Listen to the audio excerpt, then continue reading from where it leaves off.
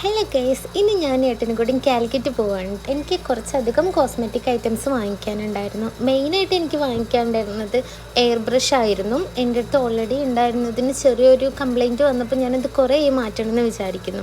അപ്പോൾ പോകുന്ന വഴിക്ക് നമ്മൾ ഡെലീഷ്യന്ന് ചായയൊക്കെ കുടിച്ചിട്ടായിട്ട് പോയിട്ടുണ്ടായിരുന്നത്. ഇവിടെ നിന്നാണ് മേക്കപ്പ് പ്രോഡക്റ്റ്സ് എടുക്കാറെന്ന് എൻ്റെ അടുത്ത് ഒരുപാട് പേര് ചോദിക്കാറുണ്ട്. കാലിക്കറ്റുള്ള മക്കിയുടെ മിഡാസ് എന്നാണ് കേട്ടോ ഞാൻ എൻ്റെ ഒരുവിധം മേക്കപ്പ് പ്രോഡക്റ്റ്സ് എല്ലാം എടുക്കാറുള്ളത്. ഇവിടുന്ന് മാത്രമല്ല, ഞാൻ തൃശ്ശൂരിൽ നിന്നും കോയമ്പത്തൂരിൽ നിന്നും പ്രോഡക്റ്റ്സ് പർച്ചേസ് ചെയ്യാറുണ്ട്. ഞാൻ മെയിനായിട്ട് പോയത് എയർ ബ്രഷ് മെഷീനും ഫൗണ്ടേഷൻസും വാങ്ങിക്കാനാണെങ്കിലും ഞാൻ അവിടുന്ന് ഒരുപാട് പ്രൊഡക്ട്സ് പർച്ചേസ് ചെയ്തിട്ടാണ് പോകുന്നത്. നേരെ പോയത് ഹൈലൈറ്റ് മാളിലേക്കായിരുന്നു. ഫസ്റ്റ് തന്നെ ഒരു കോഫി കുടിച്ചിട്ടുണ്ടായിരുന്നു. ഒട്ടും കൊള്ളില്ലായിരുന്നു കേട്ടോ. ഏട്ടൻ മാത്രമേ കുടിച്ചിട്ടുണ്ടായിരുന്നു. ആക്ച്വലി ഞാൻ ഷുഗർ കട്ടാണ്. എനിക്ക് പൊതുവേ മധുരത്തിനോട് അത്ര വലിയ താല്പര്യമില്ല.